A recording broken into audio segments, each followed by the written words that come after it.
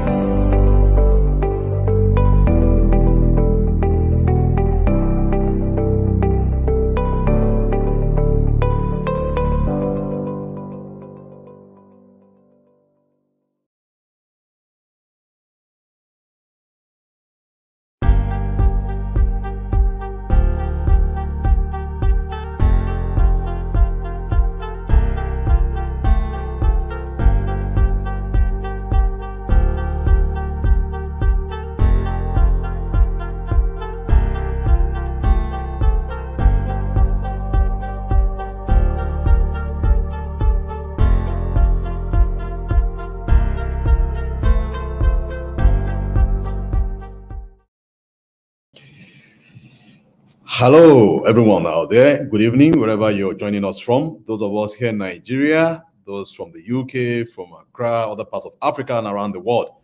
It's a great pleasure to be back with you this year for LAIF Awards 2022, the webinar. And I think today we have a very interesting thing to talk about. I'm sure we're all excited already. But before we go into the business of the day, as you know, we're talking about Nigerian admin and I dare say women in the diaspora. Is that a brain drain thing to worry about, or is there some gain, a brain gain as the case may be?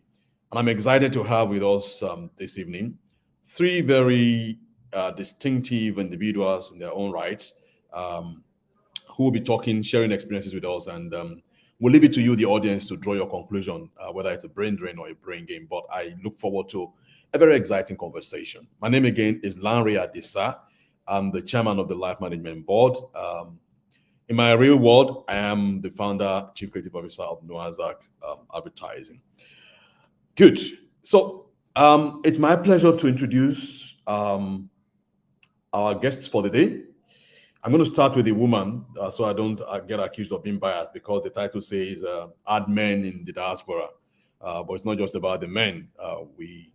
It's about the women as well. So I'm going to start with the lady in the midst of all these gentlemen, Tobi Williams, as formerly known, but we all the way from Accra. Yes. You're welcome. Good evening, Tobi. Hi. Good evening. Good to have you on board.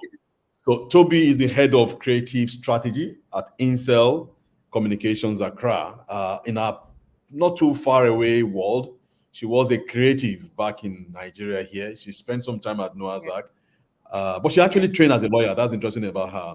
I'm sure people will be surprised to learn that. Then, of course, she's now a planner, a strategy person. Quite interesting. We're going to have some conversation around that. Great. And, of course, following after her is a gentleman who has different parts to him, and I'm going to hear a bit more about the new one he's adding today. A creative, that's when I got to know him, but it's also a poetry performance, the performer, so to say, and also wearing other hats. His name is Ndukwe Onuoha. He's a copy director rather, for the Oliver Agency in the UK. Ndukwe, good to have you here. Oh, same here. Thank you for having me here. Hi, Tobi, and hi, everyone. Good. Thank you very much. And of course, last but not the least, is a guy I'm going to see him today with his signature cap. Prepare your mind for that. Deji Adeleke, who until very recently was head of planning here. Oh, he's wearing a different cap. The winter one. I was waiting for a disappointing look. Yeah, good one. Yeah, but that's not an idea cap. You can do better. You hardly get that. Yeah. I mean, it's cold anyway, so It should be cold. It's hot where I am. Yeah. Okay, Deji Adeleke, until recently was head of planning at Noazak, but now he applies his trade for AKQA London in the strategy and planning department. Thank you very Gentlemen and lady, it's good to have you, and I'm hoping to learn a few things, and I hope our audience will also learn some things. In the course of this, we'll take some questions, we'll take comments, and so feel free as we go along to drop your comments and questions in the comment space on our YouTube channel. So let's kick off. For me, I think the starting point will be to hear from you as briefly as possible, your journey, in terms of where you're coming from, what led to that decision, and what you're doing now. I'm going to start with, yeah, you can start. Yeah, good. Okay. So first of all, of course, like Ellie said, I started off as a lawyer. And in law school, I already knew, when I saw those people who were very passionate about law, I just knew that, I'm not that person. I'm not this passionate. I want to find where I'm as passionate about what I'm doing. And I was lucky enough to meet with LA. I was sent to him from the business school. And of course, he took me up, trained me. And of course, in Noah's Ark, I met with a lot of great minds, people like Larry, of course, my boss, Larry Adisa. I met with people like Bolaji Alausa and all that. But it was from Bolaji I first heard about creative strategy. I didn't realize that we didn't have that at that time in Nigeria. But we were doing it, but we weren't calling it that, in the sense that you were not expected to just execute. You expected to do more than that. And so that's how I got into my journey with creativity. But I always knew that I was more interested in the thinking more than just writing copy. So that was my journey to beginning that path to the creative strategy that I found myself in now. And so I met with Bumi Oke, who also took me on and decided to give me a shot at that in her boarding agency at the time. And so I think I did quite well. And so from there, I went back to Insight, and I think I was leading a couple of teams, digital and all that, helping with a lot of work. And then from there, I found this opportunity in Accra, or this opportunity found me. I'm not sure which, but here I am. Exactly. Exactly. So that's how I am where I am today. So did they come specifically looking for a creative strategist or what? Yes, so the strategist had left at the time, and so they were looking for a new strategist. And I applied. I told them I had a creative background, and they said they wanted me to just try my hands on strategy. And I told them I'd done a lot of that, working on a lot of global brands. All those moments where the strategist just goes AWOL on you and you have a deadline for the next day. I just found myself doing a lot of that work in Nigeria. And for those who remember me at Insight, there were two places that you always find me, either with the strategy team or I'm always with the production team. Because I just love to exchange ideas. I'm not somebody you can box into one particular, box. And so from there, I think I had the confidence because we had to present to global clients, and they were appreciative of my work. And so I realized that, I could do this. I can actually do this. I am this. And so I continued. And so when this opportunity came around, I was bold enough to say, okay, give me the test, give me everything, I would do it. And then I did quite well. And thus it's been over a year. I think I'm still doing quite well, winning money and clients. I just need that money to increase. Yes, but yes, it is what it is. Okay, lovely. Good. So let me go to Ndukwe. Some of your story perhaps we know, but I'm sure you can say it better, being the poet that you are. It's quite interesting how I think everyone on this panel, everyone on this panel has had their fair share of being in the arc. So we're ex I don't know. Do you call them? Akumas, we call you now. Yeah, because I remember for some weird reason, I had left advertising, went to the bank, and then realized, God, I can't do this. Yeah, like a nightmare. no, it was, there was this time I was in the hospital for 1 week, and that was the best 1 week of my time in the bank. But anyway, found my way back to advertising through Noah's Ark. And one fond memory I have is, I think, when we won the deluxe pitch.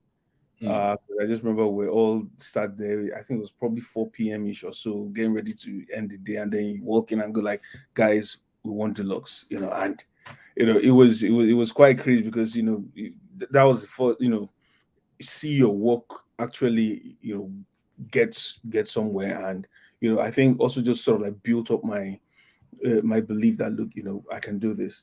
Fast forward to many years later, I have spoken word or 2 spoken word albums out there. I'm a spoken word poet, and I get endorsed by the Art Council England, and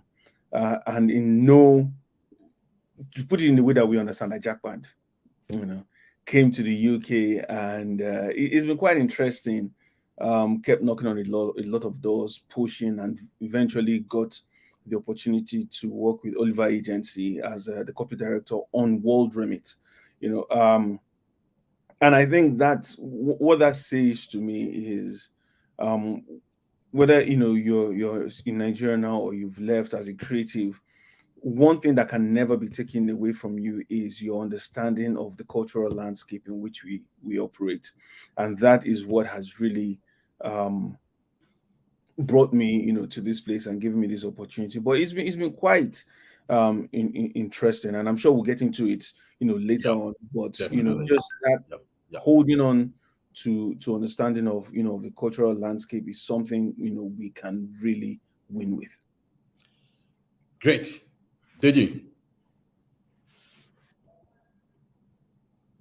can we hear from Deji? How's it been, your journey? So once again, thanks, boss, for having us all to have this conversation.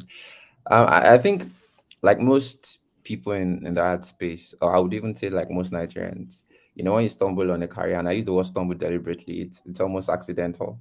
And I think that was the way it was for me, because I studied sociology from Great Ife, right? And maybe in some ways it sort of prepped me for the role as a strategist, because you do a lot of research, a lot of social engineering and all of that.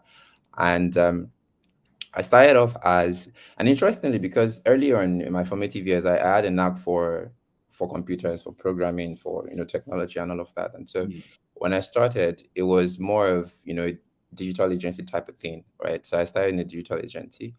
But even as of then, I mean, when digital started in Nigeria from a marketing point of view, looking back, some people tell you it was a fraudulent era, right? Because at the time, everybody was hung up on Facebook ads and all of that. And so it was a case where you get a brief and, the agency just says, oh, this is the idea, we are running with it. And for me back then, it really made no sense, because coming from being a trained sociologist, it was always about telling a story, right? And for me, even though I didn't call myself a strategist back then, it was always asking the question, how do we sort of set a premise, justify, rationalize this idea? Because that way it's easy. And I remember one time in the digital agency back then, I think we were working on First Bank. And interesting, that was the first time I met Remy Arowore.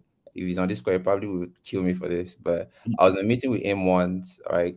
When it was in, I think, 141, and I was working in digital agency, and the client just went AY, and they gave us the brief, and I told the creative director in digital agency that, say, you know what, I need you to draw certain characters for me, and this is what I'm going to use to sell the idea. And it was funny because the client was sold, and I think it was from that very moment I knew that I think there's something in here. And from there I moved to Insight. I'm still as a digital oriented strategist. But then I think moving to Insight made me really see that really there are actually guys who actually do this for real, telling stories, combining it with data and creativity and all of that. Then I moved to Norzac. I met the very, very brilliant Fred. And I think Norzac just solidified all of that, part of me, to be honest, because I met Fred, I met Bolaji, Alausa, I met Morris, and of course I was lucky enough to meet you. At least some of us who meet you before you retire would have that would have that in our history. But I think that was it. And moving to to AKQA, I think my journey to AKQA is a combination of a number of things. Yes, to be honest, at the base of it is Japa. Let's be honest, right? But I think I've always been one who never really wanted to confine myself to Nigeria. Not just even working, like even the kind of circle I keep, like on LinkedIn, on Instagram, like I try to, and I learned that from Fred, because meeting Fred, who was the head of strategy at the time, he was very connected to the pulse of of the strategy world, in general. So I think I've always had conversations with, top strategists, and at the time I was having a conversation with the executive strategy director at RGA when I was in Nigeria, right? And she just, it came up, right? And this was off the backdrop of NSAS, and for most people like me, to be honest, and I'll be frank, I never really saw myself living in Nigeria until NSAS, right? And so when it came up, I was like, yeah, no problems. If an opportunity comes around, why not? And I think she moved to AKQA, and from nowhere, I got a mail from the recruitment director of EMEA, told me to send my details, a brief, and the rest is history. And that was full circle. But I think in that journey, and I didn't like Ndukwe said, the experience in Norzac and Insights within Nigeria in itself, while we can argue that this market is a tad more developed, I think those experiences gives one a very unique experience and a unique point of view in the world, which, to be honest, is the bread and butter of our craft. It's about. I'm going to come to that, and I'm happy you're saying that. Yeah. I think it's very important that we talk about that, so we are not just carried away by, there's this jackpot thing to survive big time and all that. I mean, it's important that that we talk about that. So I'm going to come back to you. Let me just circle back to again, because the beauty of this conversation is that we can see it from the African perspective as well as the Western perspective, as you guys. So I'm going to go back to Pinky. By the way, we call her Pinky for those who have seen Tobi Williams. We don't know who that is. Her name is Pinky for this conversation. We're going to go back to Pinky, and I just want to talk about the differences you've observed between working out of Nigeria and working in Accra. Are there differences for you? And I'll come back to ask the two other gentlemen what it's been like.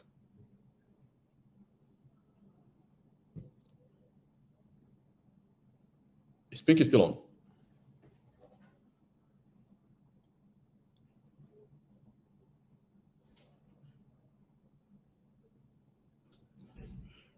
I could pick it from there if she's okay.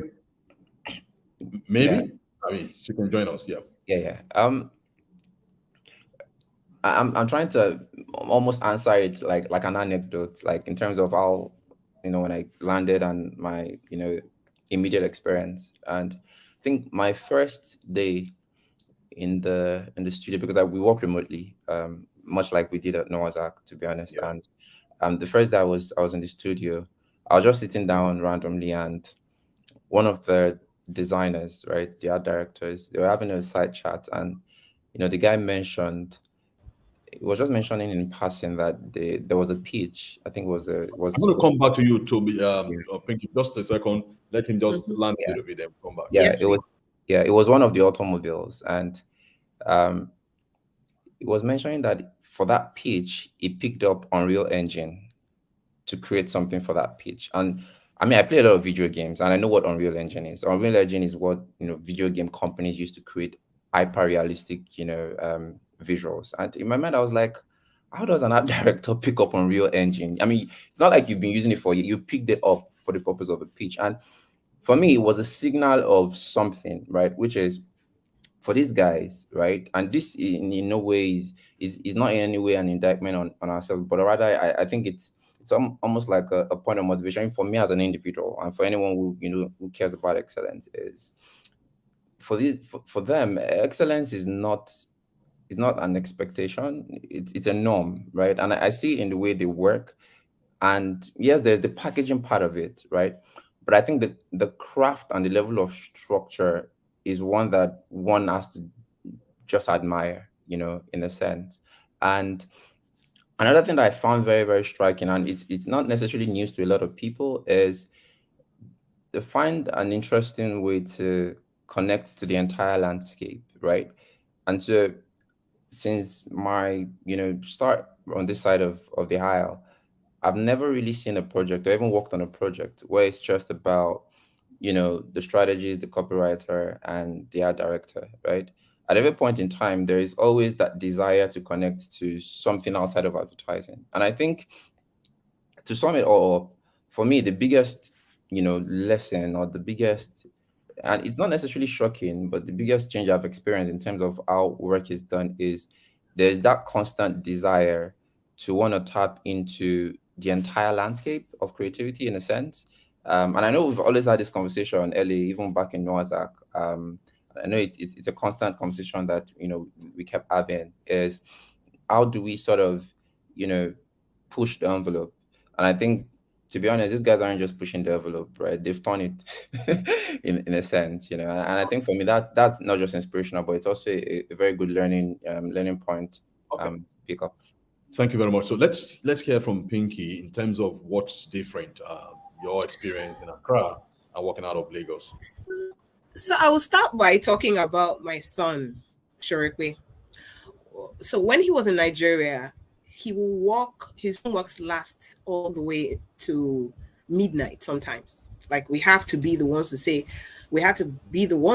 that once it's 8, you need to stop all work and continue the next day because of the amount of workload.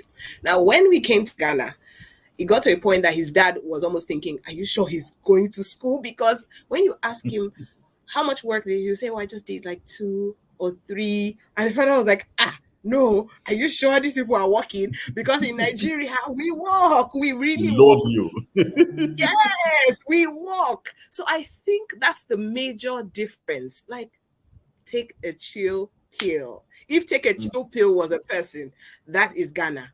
Like, you don't come with all that, everybody just looks at you like, what's going on? You need to calm down. They will get the job done, but not at that, should I say, crazy pace that we are used to. Yes. So in Nigeria, timelines, literally, they're just on the paper. It's out of the window. You are delivering. Client is coming in the afternoon and saying, I don't know how you're going to do it, but you must deliver before tonight or tomorrow. If not, it's game over. And we do it. I don't know how we do it, but somehow we get it done. And that's the system I was trained in Nigeria. Now, the beautiful thing about that, what that does for us, because it preps you for almost anything. Like anywhere you go, and like, okay, I'll give you an example. When I was in Nigeria, how I knew for the first time that I could actually walk outside of Nigeria was when we had some pitches. And, they were telling us, you only have 24 hours and pleading with us, oh, please, I don't know how you guys are going to do it. And we were doing it. Just me and a junior copywriter called Bukola Boss. We were doing it, right? And so for us, it's a norm. But outside of Nigeria, it is exceptional when you do those things that are normal to us. And so because I was so appreciated by these guys who would just look at me like I was a wonder, like, oh, she's so hardworking.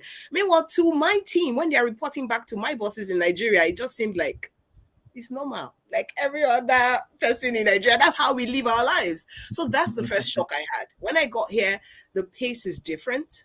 And again, the level of respect, like I was saying earlier, between the clients and the agency, you cannot compare.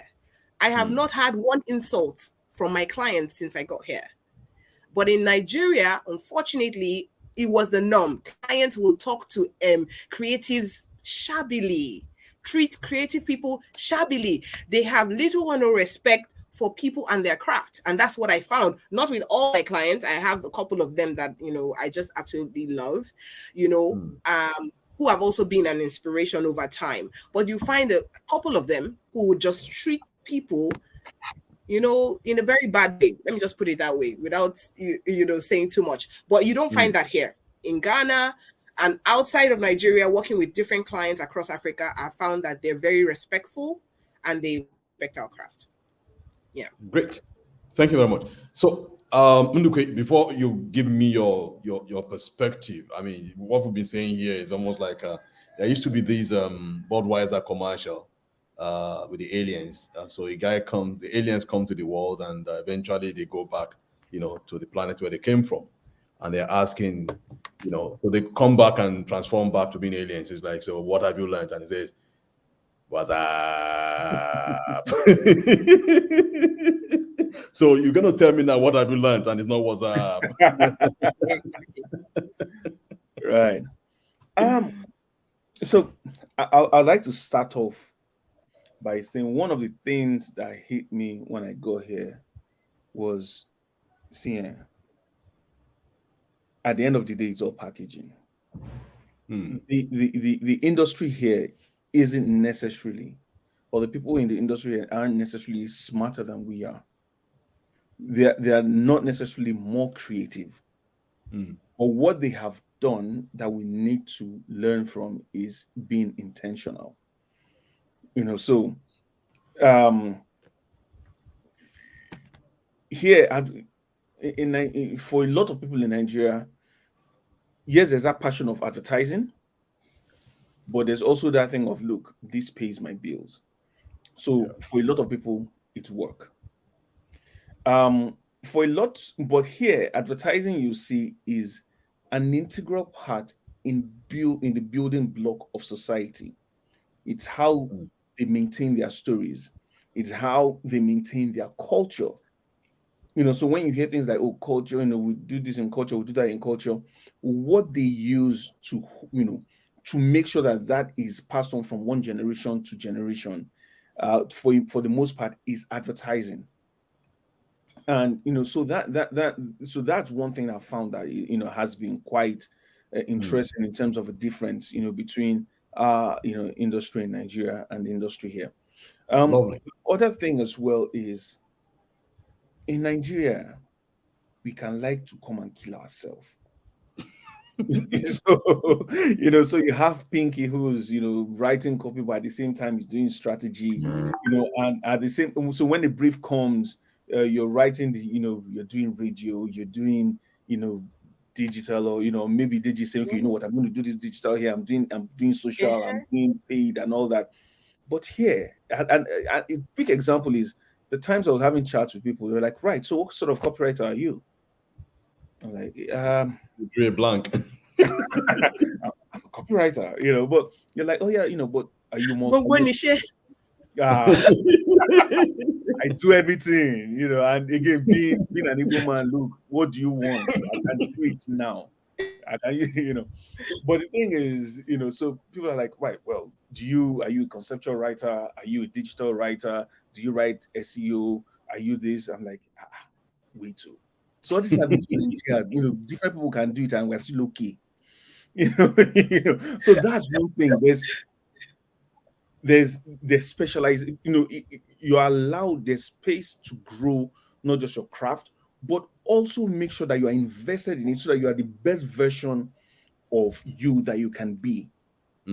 So that is another thing. That I found that is different here. So there's intentionality, but there's also that specialization. And it's something that we should look at. As an industry in Nigeria. Okay. Is there a particular trend? Because again, we had COVID, we had Brexit, we had all of those things. Are these guys? I mean, these issues, do they have any impact in terms of the fluidity of talent? Because right now there's some kind of fluidity. The world is getting not just smaller, but actually more fluid than before. My own boss, great guy, the name of Jimmy Banks, we call him Jimmy Banks, one of the best creatives ever. I don't think it was easy for him to break into the American ad industry in the 90s when he left for the US. But these days, a star boy like Deji can pick up employment at AKQA London, and same will go for yourselves. So what's responsible for all of this? What's really, it's not just going to the UK to go drive the cab, as the case may be back then. So what's responsible for this? Okay, so let me jump in there. I think it's a different factors. One is, you can't take away the impact of Brexit. There's one, pack that. But then there's also the rise of the multi, well, do I call it multinationals or transnationals, whatever you want to look at it, but companies, especially with tech, aren't just servicing closed communities. Now, you have the WorldRemit, for instance, that I'm working on, servicing, communities all around the world. So I have team members, who right now are in South Africa, India, South America. Now we're all just working together every day. We log in. I'm based in Derby, so I'm not even in London. But I have teammates who are also in London, in Scotland, everywhere. So what that then means is, if you're looking to serve different communities, then you need to get talent that understand these communities, and can speak in their language, because gone is the time, when people would say, if you don't speak the Queen's English, or if you don't dress a certain way, or if you don't even change your name, then you don't fit in. No, like going to the meetings, my name is Ndukwe. No, don't shorten it. Twist your tongue around it. You will get it eventually. But that just being a global facing, or even just being in the midst of diversity, means that there's a need for people who understand different target audiences. But then also Brexit, what has happened with Brexit is, people have packed up and gone, and you need to replace the workforce. Some people are saying, look, for the sake of my mental health, because of COVID and everything, I'm not even just going to do this work. I'm going to go into something else. I'm going to start my own business. So now there's an opportunity for people who have the knowledge, the skills, and also the tenacity, because it's not as easy as walking up and saying, hi, my name is Ndukwe, I'm a copywriter. No, you will, like it keeps into my point, you will push, you will keep pushing, but it's a lot easier than it was for people, let's say, in the 70s, 80s. Now, is labor part of the Brexit thing? Is labor from Africa cheaper for them than taking labor from the Europe? So not necessarily. Not necessarily, again, but it depends on where you're, the office you're tied into. So if you are living in Nigeria, for instance, and a lot of people do that, and you're working for the London office of XYZ company, you upfront, you already know what the band is, or you should know, that they're willing to pay you, and they're not paying you in Naira because you're from Nigeria. But the different, that might not be the case if you're working for the Nigerian company, so it depends on which outfit you're working for, what your contract is, and of course, they have to respect the labor laws as well. Okay, great. Do you have any perspective to that? Yeah. I mean, because we're talking about diaspora, right? I mean, everywhere outside of Nigeria is diaspora, so I can't speak for any, but I think for the UK and specifically for London, I don't think they have a choice, right? And the reason why I say that is most people who live in London are not classically English, right? And when you look at the kind of work that agencies do, right, the ones who like really do work, I think it's been naive of them to say, okay, to maintain this quality of work, we just want to employ English men or English women, given the reality on ground. I was having a conversation with one of the people who have stayed longer than me in AKQA. I think it was even the CEO at the time. He said that in the London office alone, there are more than 20 nationalities, right? In the London office alone, right? And which means that they employ people from different countries in Europe. In fact, I've met 4 Nigerians in the office already. Despite remote work, I've met a Ghanaian, right? And I think it all points to some of the things that Ndukwe has also mentioned, because when you think about the level of craft that is required, you can't be endogamic about it. You can't say, okay, I'm just going to employ from this cluster, right? Because, and I think one of the things that storytelling or broadly advertising or creativity thrives on is when disparate ideas come together. Because, I mean, let's face it, if if everyone in an agency or in an organization broadly thinks the same way, then maybe you guys are not thinking at all, right? And I think, to be honest, 5-10 years ago, that might not have been the case, right? But I think it's 2022. People are realizing there are some works I see from agencies like Droga 5, based in London, doing in Africa, and I see elements in there, and I say, no, there's an African in this team, and they know that when I remember the first Black Panther movie, right? Despite how successful it was, there are people in Nigeria, in Africa, like do better. Exactly. But when you see Woman King, maybe because John Boyega was there, you can tell Nigerians are here, So I think the diversity required to create the level of craft required contributes to that. Brexit, like Ndukwe said, also contributes to that, because before Brexit, it was easier to just employ, Europeans and and I think the UK government as well has sort of relaxed some of those rules, where even smaller organizations now, as long as you meet a certain revenue benchmark, can recruit from outside. And this is not me giving anyone expo, but make of it what you want. I met a friend who had a twin brother. He's been in the UK for a while, and he came to my place. He used to work in Kuda, right, the microfinance bank. Apologies to any Kuda person in here, but the guy moved from Kuda to the UK, and he just came up for a holiday, right? And because of his geolocation, a recruiter just sent him a message straight up because he was in the UK, and that was it. And it was a very small company, right? And it's also testament to how, one, relaxed the rules are, but more importantly, the fact that in a place like London, and I speak for London because London is like the commercial center, there is so much craft skill requirements than the native population can offer, if that makes sense. Okay, lovely. So I'm in a way, can we say that because there's this big criticism of global advertising, of the fact that it's kind of plastic, they don't necessarily reflect, the nuances of the people that they are meant for.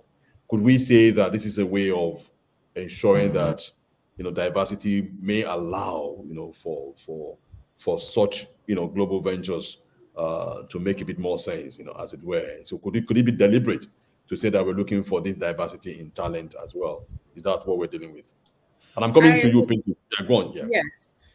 So I was going to say that there have been a lot of movements in recent time about Blacks, and I think that is sort of the wake-up call, because a lot of global agencies are also, or companies, are realizing that we can't get away with what we used to get away with. Because are calling people out and saying, oh, there's no Black person on your board, oh, there's no African on your, people are calling people out now. So the information is out there, and most of these companies don't want to be called out. And it will get to the point where they also say you're doing advertising for Africans in foreign without any African there, So, and because that conversation is coming up more, you find that more companies and agencies don't want to toe that line. They are now changing their minds. And I will also say that, I must say, and this is with all honesty, agencies like Noah's Ark that have pushed the narrative right from when I was starting off, I was being told, look, you're not a local player, you need to think global. So because agencies like that have pushed the narrative, and they have realized we have the capacity, we are not stupid. So they're more open-minded to say, look, there are lots of talents that we haven't harnessed. Because the narrative had been for a while that, oh, the advertising is not good, that's why they're not winning at this and that. It's a matter of understanding our culture and our own stories, and then us partnering together to, how will I put it, to make it great, to make that work great. And I think that's where we're getting to now. So I don't know if that sort of puts perspective to it, but that's in a way. So let's move on. Let's talk even Ghana now, because I was in Accra, I'm sure you know, very recently, regards to LAIF Awards. And I can see there's a trend also about Ghanaian agencies coming for Nigerian talent. Where is the Ghanaian market? Looking at your own experience from Nigeria, And do you see this as a continuing thing in terms of talent from Nigeria being sought after? I think it should be encouraged both ways. I think Nigerians too need to open up their borders to other talents from other parts of Africa. We need to have that interconnected thinking. Yes, it should start to show in our works, because a lot of us have lived in our bubble. And like Ndukwe was saying, Adedeji was saying, we cannot afford to live in our bubbles anymore. There was a time it was just, go shoot in South Africa and come back. We need to do more of, how will I put it, integrating, cross-border work. We have a lot of talent here in Ghana. A lot of talented young people that I have met that I wouldn't have met if I didn't step into Ghana. I think the only difference is that with Nigeria, we have a lot of agency to agency interaction, which I haven't found, that to be the case here in Ghana. I think every agency just sort of, stands on their own. But in Nigeria, we are it's almost like one family. Everybody knows everybody, even though it's a big country, we sort of all know, oh, that's the person here, that's the person there. But here, you don't find that a lot. People really having that, like LAIF, for instance. So sometimes I was just thinking of my colleagues about LAIF's a bitch, all those fun things. And, they don't have that. Well, I haven't been to any here. And I think that should be encouraged. So I believe that that's a major difference. And where are they? Yes, of course, like every African market, we're also coming to our own and discovering ourselves, and we're telling our own stories. A lot of the Ghanaians I've met respect Nigerian creativity a lot. And I think we should also start to know more about their culture and respect their own craft and their own stories as well. So yes, that's what I would say about where we are. Lovely. So please feel free to send in your questions, comments, more of the questions. I can see a couple of comments and stuff, the like of that. Thank you very much. But I'd like to see some questions. We're going to take this till around, I believe, our own time, 6:30 or thereabout. For the fact that we started, we had a bit of a glitch at the beginning, if you don't mind. So that's what. But now, I can see also a streak here in terms of, I think there's something about this generalist attitude of the Nigerian industry in terms of how it actually builds you to face whatever comes your way and that you can adapt. I can see that across board in terms of what everybody seems to be talking about. But if you were to look at your experience so far and you were to come to Nigeria and start an agency, what would you do differently? Ndukwe. That's an interesting question.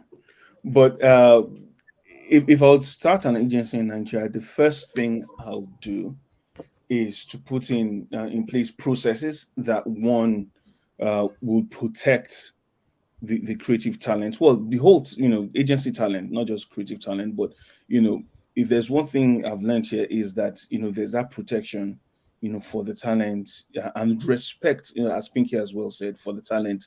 So that's one, because we're professionals. We're not just some people who like to start drinking early on a Friday, and just have fun for no reason. We're actually professionals, and we're building brands, and these brands shape culture. So what we're doing, is very important work. But that's one. But number two is also in the same breath of saying we're professionals, also make sure that we put in those standards in the agencies as well. So standards and processes, so if there needs to be project management, which I've seen being taken very seriously here.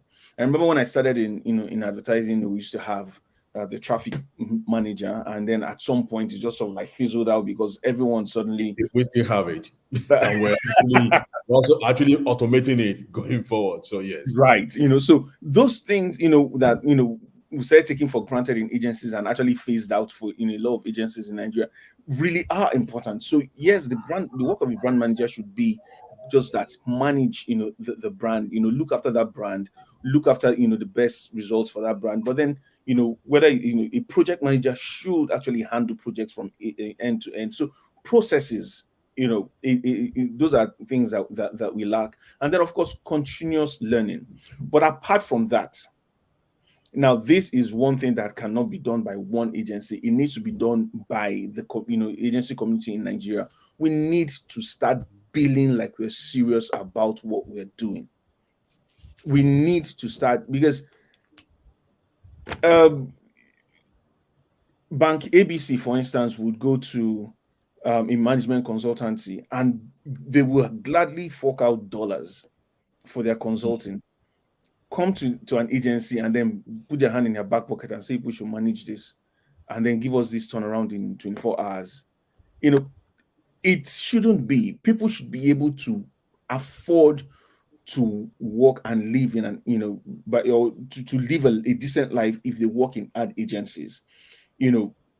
So we need to start billing appropriately. But sorry to interject, that will also assume that the agencies as constituted also take on board all the things we're talking about, processes, what you deliver to justify whatever you charge as well. Exactly. I mean, I'm not saying that we're not doing well, but I think we need to be, using your word, a bit more deliberate about raising that and packaging, like you also said, that, and beyond that is that we organize, that we have, that protection of our associations that can say that. So you can't just leave agency A and run to agency B because B will be willing to just pocket whatever you give him.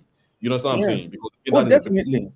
Definitely. And when you even look at, that's also the reason why a lot of our agencies are not making a lot of impact globally, because when they look at, at us, not just the process, but then even what we charge, they be like, well, you can't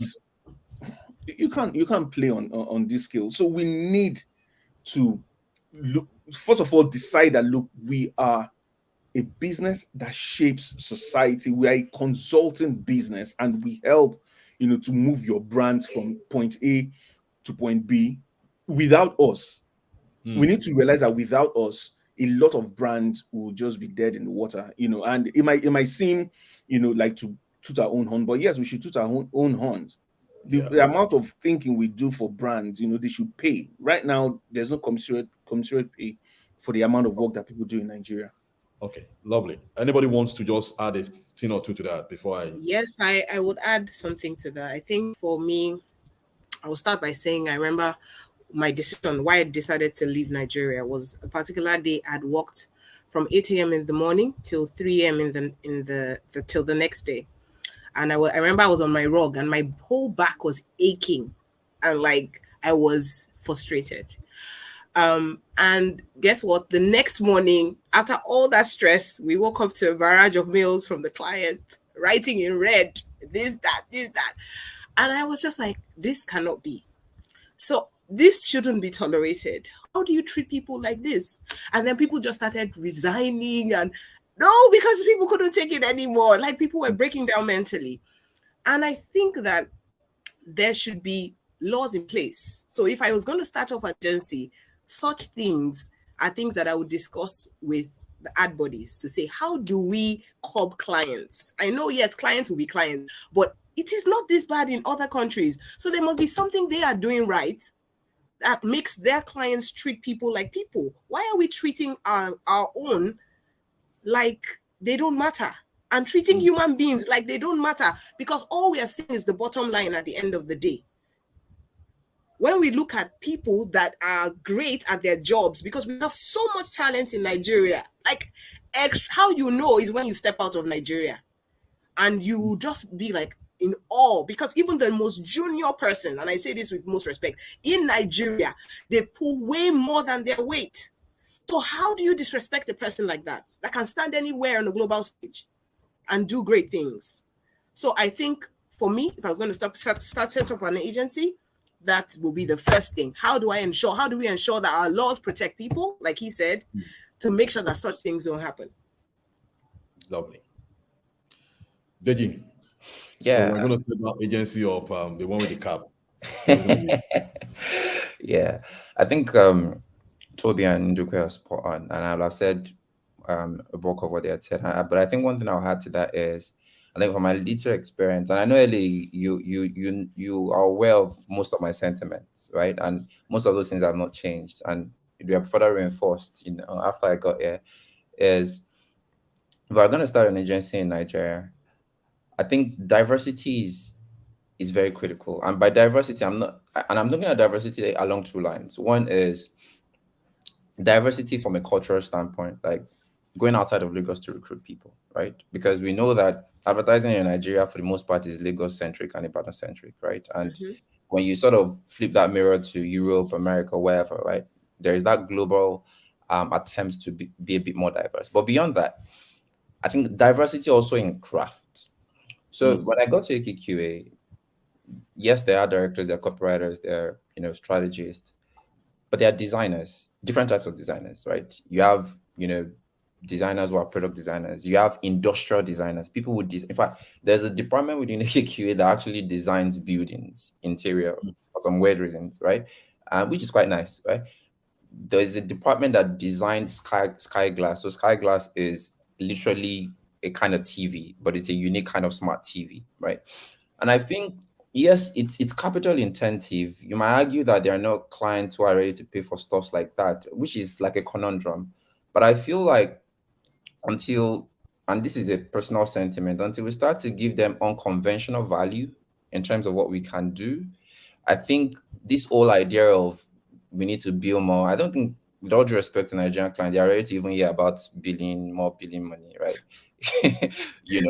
I mean, to Ndukwe's point, and I think we mentioned this back, and I was looking at a billing, because I won't mention the figure of strategy. We've not even talked about production, and I was like, this is Nigerian agency annual billing, for God's sake, But I think a way to push that envelope is be a bit more diverse, both in craft and the kind of people that are. And I know it's not easy because those things cost money even for founders and agency owners. But I think it's just a conundrum that needs to be cracked sooner rather than later.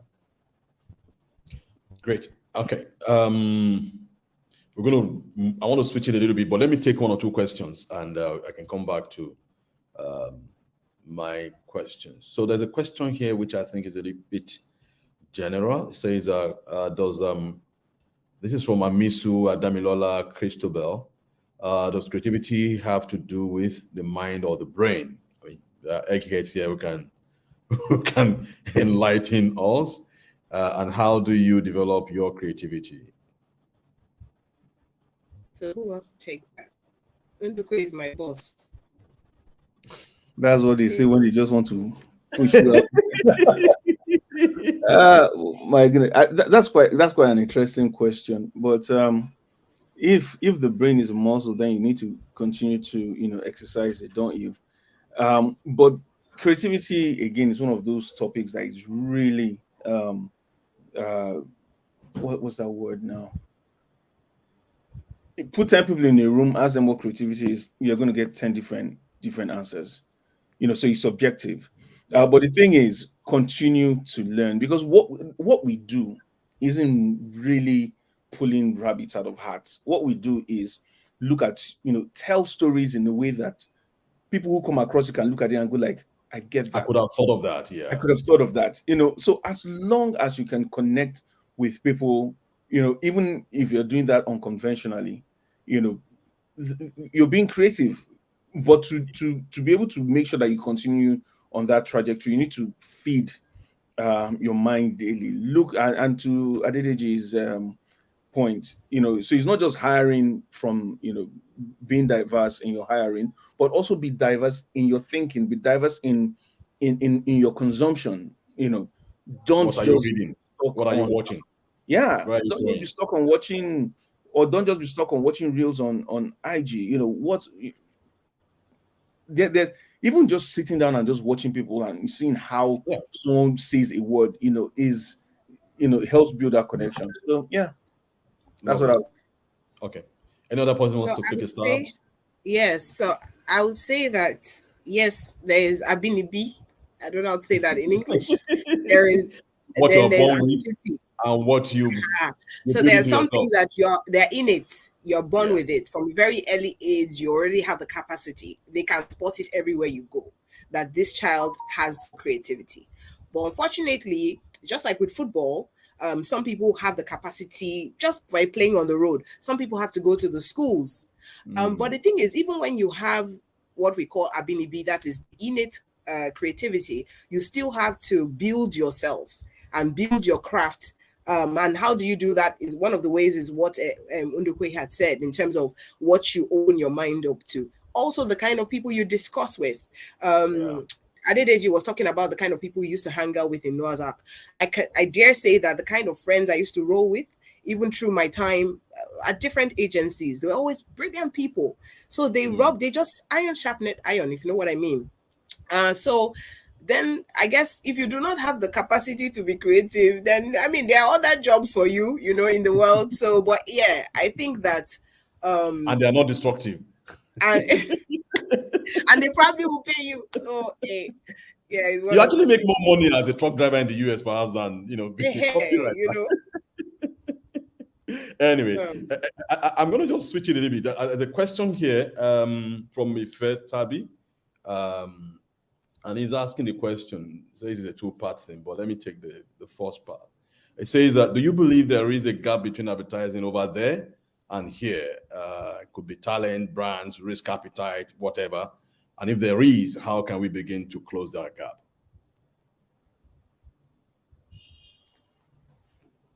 Deji, you want to talk about that? Okay, I was hoping Ndukwe would do the needful and no, go first spare again. Ndukwe. So I think much has been said about the fact that when it comes to talent, to be honest, in Nigeria we are not short of talent, right? Some of the most talented people in this part of the world are actually Africans. Let's face it. But then again, the environment which we find ourselves also matters. And the fact is this market is more developed, whichever way you want to skin it, right? Yeah. There are more mature categories. There are categories that they don't even exist, right, in Nigeria. So for instance, something I'm working on currently that uses vacuum technology to preserve food. And I was looking at the statistics in terms of markets it exists. The markets, Africans don't even care about that product, right?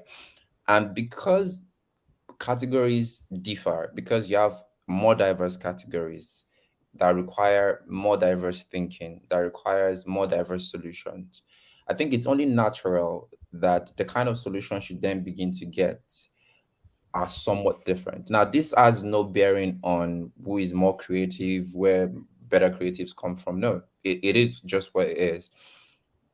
The level of maturity is also not just seen within the category, but also seen within the level of the rate at which technology is imbued into the society, right? Before I came to the UK, I mean, I had a friend who stayed there, and he used to tell me over the phone, Deji, guy, these people, if they want to eat, it's technology. If they want to sleep, it's technology. If they want to go to the toilet, it's technology, right?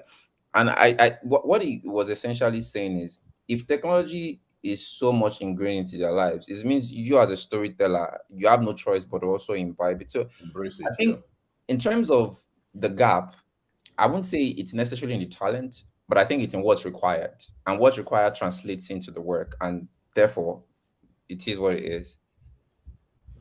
Cool. Okay, let me ask another question so we can make good use of our time. So there's a question from Anjorin Mayowa asking the question, as a copywriter, and that'll be for the two copywriters in the house, unless they just change track and it's not a copywriter. So as a copywriter, I mean, even Pinky can claim to be a straight strategist now, but you still a copywriter. Yes, I am very much a copywriter. Yes. So as a copywriter, how did you transcend writing to fit a different cultural perspective? Thinking. So what I do is I respect people's culture. I always ask for their opinion. There's such things as human truths, which is general to everyone. But when it comes to the nitty-gritty of cultural stories or nuances, I always make sure that I refer to my clients, to my colleagues. I ask questions. I want to know. Like Ndukwe was saying, you learn from even just watching on the road. I watch people. I learn from their culture. Every focus group, I'm there. I want to know what exactly they're discussing, what people, how they feel about products and things like that. So I think that is how I'm able to bridge that gap. In the sense of not just being a Nigerian. And I think this already started earlier in my career. Like I said, at Noah's Ark, we were trained not to just think as Nigerians. We were taught to always think global. So, I mean, if I've been doing this for how many years, it's not new to me now. It's easy for me to just understand that I'm now taking it to a bigger stage. So I guess from my angle, that's what I would say. Lovely. Ndukwe. Yeah, I think Pinky has said it all. If I was going to sum it in one word, I'll say respect. Beautiful. Have respect for the culture you're in and learn. Okay, so quick, like rapid fire of sorts. I have one from OJ Ojaga. OJ, we hail. Says, do you have any tips for fledgling creatives? Do you have any tips? Which tips do we want to give your guy? OJ is asking this question. Who are you asking this on? Tips, please, we'll ask you. You know what they say in my culture, you only fear the one that sends you on an errand. You don't fear the one you deliver to. Yes. So, okay. Maybe there is a question here. I don't want to call it an Agbaya question, but there's a question here from somebody you all know by the name of Boladi Alausa. He's asking the question. Say, how well are you guys taxed compared to Nigeria? Gangster. It's not the same. Please, my boss, Russell Eni, God bless you. I really appreciate you. And please don't increase my work after I say this. But I can't remember the last time I worked till 3 a.m. And when I was in Nigeria, he's talking more about your taxation and all the other things now. It's not the. Oh, really? I thought he was talking about like the taxes. Right now things are tight. Like they're taxing you for breathing right now in Ghana. Obviously, in the news you see that things are hard. Yes, and they just increased the VAT again today. So yeah, things are tough here. So I don't know what every other person has to say. I mean, it's hyper. It's on steroids. Like aside the normal regular tax you pay for tax, or you pay your water, all of those things. The one that really like surprised me, because I took my time to read and research all the kinds of taxes. And I was like, okay, it is what it is, and I know what I'm stepping into.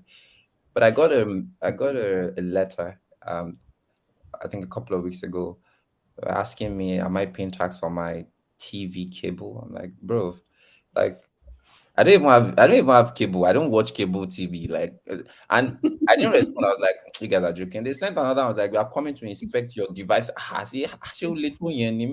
down now. Yeah. So I mean, the tax regime is tough, but I think for those who have probably been here long enough, they're probably cool with it because it's working. It's used for the system, unlike some other part of the world. I'm not mentioning names, but yeah. Okay. Is what it is. Lovely. So Ndukwe, you've been there longer than him. So what's it been like? Now, I think this is one of those situations where you actually see people not going for higher positions because it depends on how much there's a threshold. So the higher you earn, the more you're taxed.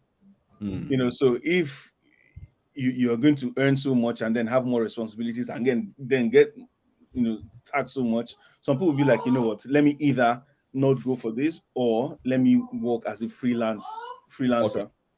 Okay, lovely, cool. So we have just about 17 minutes or more to go. So I'm going to rest on those questions for now and come back to our conversation.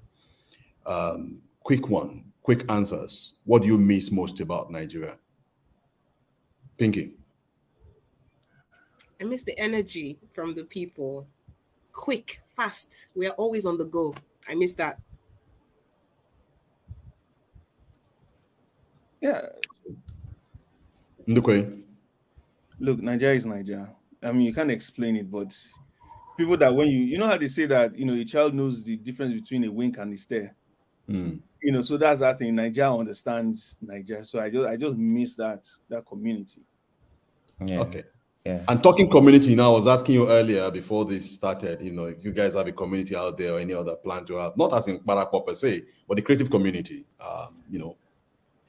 something to think about. But Deji, quick one. Yeah, I think I share similar sentiments, In your case, you are missing food, I'm sure, because you just left. You'll be missing pepper like crazy. No, funny enough, I mean, I still eat those You things. still do your pepper. Yeah.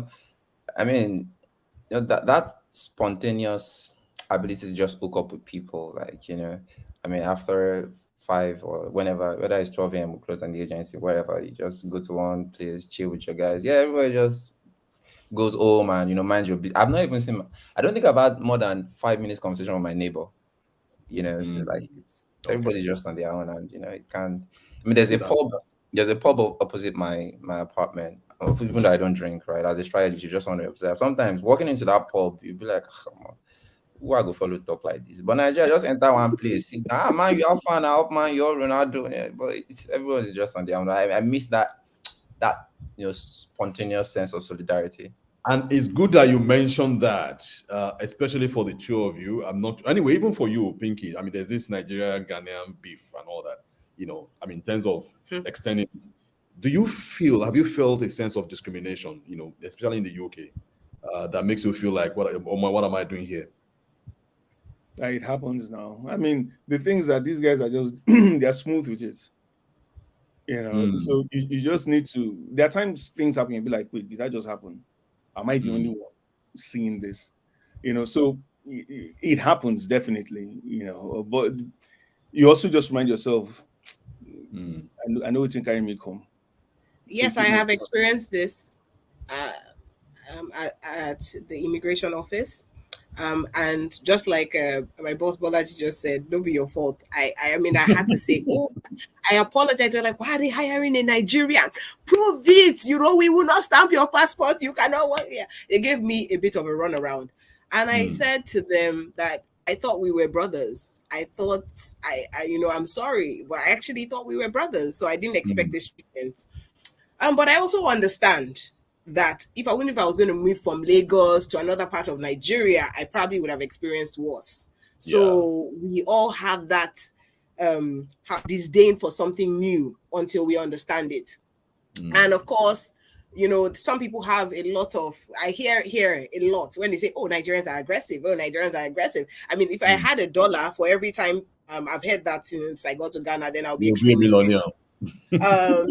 So yes, you hear a lot of nasty comments here and there, but I think I've sort of grown thick-skinned to it. Okay. And I just own being Nigerian. I'm unapologetic about it. Yeah. Okay, I'm going to ask a question. What's that one thing that you've brought to your current roles from Nigeria that makes you unique? Again, energy. I think for me, it's the energy to work, the attitude to work. My boss always says that, you give me a task, I get it done, because that's how I was trained in Nigeria. We put our backs to whatever we set our minds to do. So I think I've brought that. I've brought also my understanding of advertising. We have more understanding than we think we do in Nigeria. Like I said, we might not give it the names, creative strategist, one thing, but that one person you're seeing moving in the agency has all that in them. So I've brought all that to this role, from digital understanding, because sometimes we have a role, how do we go about this? I'm like, I've done something like this before. I've done something. And then I start to shock myself that, I've done a lot in my short career, but yes, that's what Nigeria does to you. And then you just bring that to whatever role. Yeah. So that's what I brought. Ndukwe. Yeah, like Pinky said, what Nigeria does is that it trains you to be an all-rounder, and so for me, it's also that thing of you've been able to question briefs and go like, yeah, I know you've said this, but what is the idea? What is the strategy? We can't just jump in and say, I have this idea. What's leading up to that? But then the other thing is also, because the brand I work on, we deal with a lot of diverse communities. It's being able to think as a non-white person. Okay. And that brings a lot of understanding when you say, look, no, I'm not sure that's going to, because now you're thinking about it from this perspective. Let's do it this way, or let's at least talk to these people and understand why. So it's always just that asking the question why. Good. So I'm going to ask a general question. But I want to ask Ndukwe one very interesting question, because I mean, I see a switch of roles here and there. Pinky, copywriter, now strategist and all that. But I mean, you've been, spoken word performer and all of that. I mean, I know that part of you, a copywriter and all that.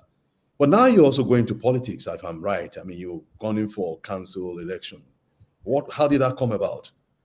Yeah, so even back in Nigeria, I've always been in politics. But again, maybe just not as loud as it is now, but I've always been in part of the political landscape.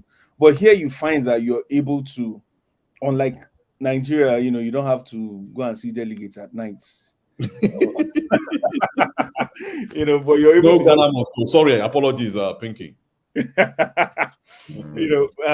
But one thing is, I've been someone from the Black minority here.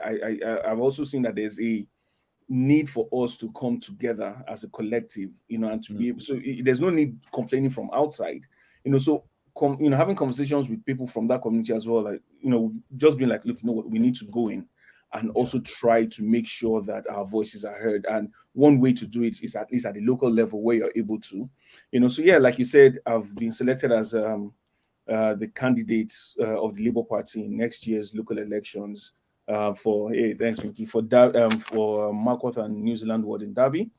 And, let's see where that leads. Good.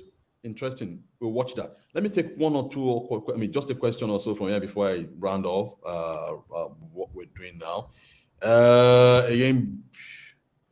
So Henry is asking a question, and I think you've talked a little bit about it, but I think I need to still ask the question. What's the workload like? Do you still work all night and most weekends? How do you manage your subordinates? Who can take a stab at that? If you have to work nights and weekends, they are begging you. They are apologizing ahead. And then the next day they're telling you, oh no, you worked. I mean, one of the most interesting part of it was some weekend I just sat down and I typed something and sent it on the weekend, and they're like, oh no, do you want to take some time off tomorrow? Like, take some time off.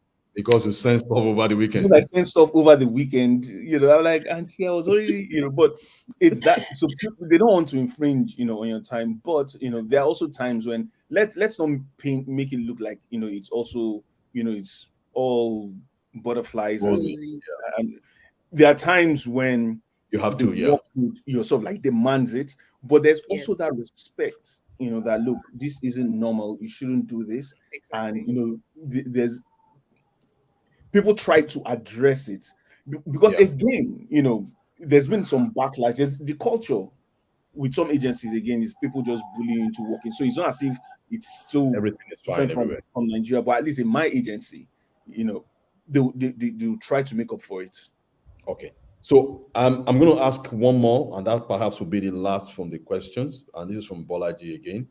And it's a very relevant question, in terms of where we are and all that. Do you have to join some local ad organization to practice, i.e., is AAAN or ARCON certification or whatever it is? I haven't experienced that here.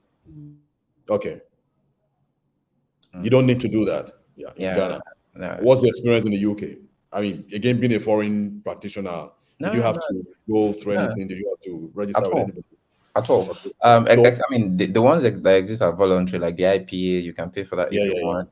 But I think the systemic process, rather than joining a statutory organization, I think one thing I've realized is most people who grow up in the UK and decide to work in advertising go through like formal trainings a lot. Yeah. And I think for most of them, that qualifies for whatever it is they want to do as opposed to. And they do self-regulation. You don't have to take anything to ARCON for approval unless the public feels otherwise about the content of your work. I mean, that's the difference. In Ghana, do you have anything like ARCON to approve? So that's what I was going to say, that the agency usually handles, if they're hiring you, they will handle all those paperwork. So you don't have to like worry about what I need to join or what I don't need to join. Okay. Yeah. So I'm going to talk about my last. Okay, go on. While you don't need to join any body like that, what is always advised, especially if if you're an immigrant, is to join the union, because there are people, you know, they will be able to speak up on your behalf. You know, so it's always advised for those who, I'm sure there are people here, you know, who probably want to jackpot and come, you know, join a union, because they will look out for you and protect you. Interesting. So I'm going to ask a question. Any plans to come back? If yes, why? If no, why? That one's awful. I don't know how to answer that question. I'll speak like a professional footballer. Focused on the present, and how is Ronaldo doing now, gentlemen? I'm Ronaldo. He's a Ronaldo man. Ronaldo will be fine. Go on. Yeah, but to be honest, if you ask me now, I won't deny or otherwise. But I mean, we never can tell what happens in the future, right? Yeah. But I think one thing is clear, that regardless of who comes back or who doesn't, I think we owe it to ourselves, if we have any modicum of care to the craft back home or to the industry back home, is how do we contribute? And I know that earlier you've mentioned, you know, sort of forming some sort of, you know, clusters to, and I admire what people like Dotun Bello currently, you know, is doing with the, you know, One Camp Lagos. Actually, that's where I'm leading to. So the second part of that question is, whichever way you answered, because again, I'm not judging. Let's get that right. Whichever you answered, what are your thoughts for the future of advertising in Nigeria? That's where I'm leading, actually. So for Nigeria, I'm always passionate about Nigeria. Nigeria makes me who I am, you know, till today. So I cannot lose that root, because it's just like an integral part of me and whatever I bring to the table anyway. So I think that, would I come back today? No, not today. But I mean, anytime in the future, why not? You know, I have considered that a couple of times, and I'm like, am I ready for that kind of, I'm sorry to say, toxic relationship with clients again? It's not the agencies. I mean, I love a better part of most of the agencies I worked at. But you see that toxic relationship with clients, I don't know if I can do it again, because I've seen I've enjoyed a better version of what work life can be like. Having a real balance where I can go during the day to see my kids, come back to work. I mean, you can't dream of that in Nigeria, because everything just has to fit in a certain way. We are very theory, you know, I don't know how to put it, you know, so, which isn't here. I have a lot of flexibility with my time, and I'm able to fit into multiple roles as a mother, as well as, you know, somebody who is very hardworking. So I think that will be my consideration if I'm going to consider coming back to Nigeria. But yes, Nigeria. That's a tough question, because you are going to be a counselor at some point. You know, who knows? Yeah, but really, the truth is, and this, you know, in all honesty, we owe it to Nigeria to take this knowledge that we're getting, because there's a lot of learnings that's going on our part, you know, to transfer it, you know, to Nigeria. And I've always theorized that, you know, thanks to this Jackbar, you know, if you want to look at, you know, if you want to say thanks to it, in a few years to come, Nigerians will be the new expatriates in Nigeria. You know, so what that does, it brings people back home who understand the people, who understand the culture, who understand the nuances, you know, and who also have, you know, more knowledge, you know, more diversity in terms of knowledge, and, you know, better processes. So we owe it to Nigeria. If not, you know, we will continue 10 years from now, Nigeria will not have, you know, any say on the global advertising scene. You know, so if we want to see that happen, then it's on us, you know, to take this knowledge and bring it back. And I agree with you. There's a gentleman called Marcelo Sepa, and Brazilian, and one of the things that stood him out was the fact that he was in Germany, he did all of those things, and went back to Brazil, and he actually started the big Brazilian visual revolution that we all celebrate today. And a couple of other people did the same thing. So that's my expectation, really. I mean, so back to the question of brain drain or brain gain, I think it's a matter of time. I think also, if the networks are smart enough, they should start, you know, poaching and recruiting Nigerians out there to come, you know, take up roles in Africa, roles in Nigeria. And it's about everybody actually playing their role in moving this industry forward. I mean, we'll probably lose something in the immediate, but I think the bigger challenge is, how are we replacing the talent, you know, locally? How many people are we bringing into the industry? How many people would rather go to the entertainment world than come to advertising? I think there's a bigger challenge for leadership in our industry as we speak. So thank you very much. We're just getting close to wrapping this up, a minute or two. But I'd just like to have, one last word from each of you. Who goes first? I want to say hello to all my friends all across the agencies, everybody that tuned in, that is watching, sending me messages. Thank you all. Thank you, LA. Thank you, LAIF, for this platform. Thank you so much. Ndukwe. Yeah, I think for me, the biggest thing for me, take away from this is that need to continue to connect with those, even if we've left. So thanks, Ellie. Thanks, LAIF, for not letting us just jackpot and go away, but to still, abandon children. So I think even if we weren't thinking so much about, how we can contribute, back home, it's this sort of conversation or these sort of conversations, remind us again that even if we have left, there's no place like home. And I would love to continue to have these conversations and to chart ways in which we can create a pipeline of ideas from the platform, wherever we are, back to Nigeria. Yep. Beautiful. Deji, Starboy. It's Suraj, by the way. It's Suraj. He's full of all sorts of this guy. Yeah, I think I share similar sentiments. I think it's a pleasure, connecting with you again, boss, and everyone in the chat. I see a lot of names, like wonderful people I've met in my lifetime, from BJ, OJ, Judith, Baba. I could keep going on, and I think it feels more like a school reunion in a way, and it feels really, really good. But I think similar to what both of you have said, I think my takeout as well is that I think at the end of the day, the world is our canvas, right? Yeah. And whatever it is we choose to paint on it, we decide. And at the end of the day, taking that painting back home is really important. So, yeah. Thank you so much. What I heard from all of you, you can leave Nigeria, but Nigeria never leaves you. And I think it's good to put it that way. And I am taking that on. This is not going to be the end of this conversation. I'm looking forward to collaborations, exchange of ideas and stuff every now and then. We started this conversation, Pinky and I, when I was in Accra about 2-3 months ago. And I would love to continue. If there are projects where we might need your, experience, we good to have you jump on it and do stuff out of here.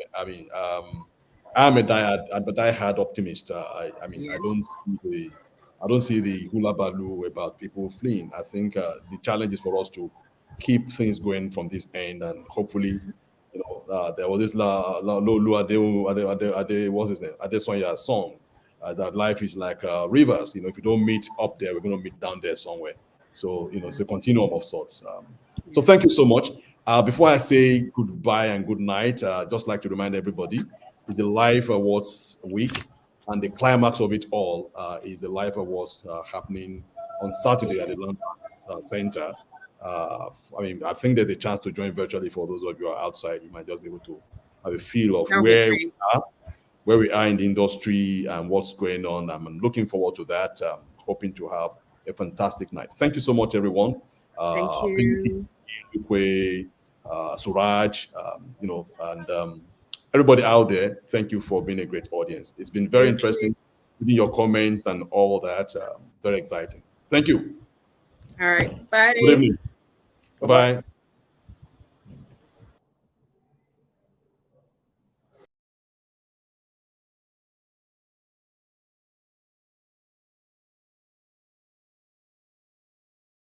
The theme for the 2020 LAIF Awards is, give me some drum roll. All ideas are welcome. This means stuff like, can win best use of copy. Maybe can win best use of music. I don't know where they carry me, they go. This November, all ideas will converge at the Lagos Advertising and Ideas Festival. LAIF, West Africa's biggest advertising festival. LAIF Seminar, 22nd and 24th of November 2022. Young Lifers, 23rd of November 2022. Awards Night and Industry Party, 26th of November 2022 at the Landmark Event Center. Red carpet starts at 5 p.m. Awards Night start at 6 p.m. prompt and after party from 10 p.m. LAIF Awards will be a hybrid event streamed on live.com.ng. For table reservations, visit www.life.com.ng. Proudly supported by Amstel Malta, Desperados, Maven Records, and Sound City. Refreshed by Pepsi.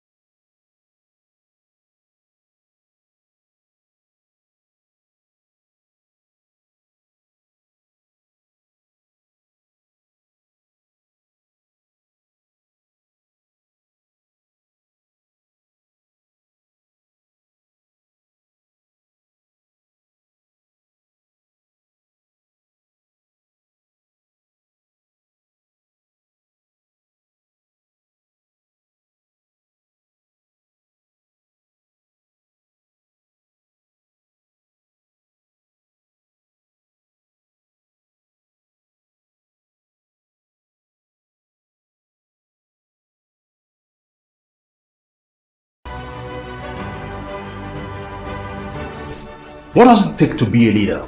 Not just any leader, a creative leader. To spot talent, groom talent, grow them over the years, and win laurels and laurels for your agency. And what happens to those leaders? Even when we find them, they are hard to come by. And that's why we need to celebrate them.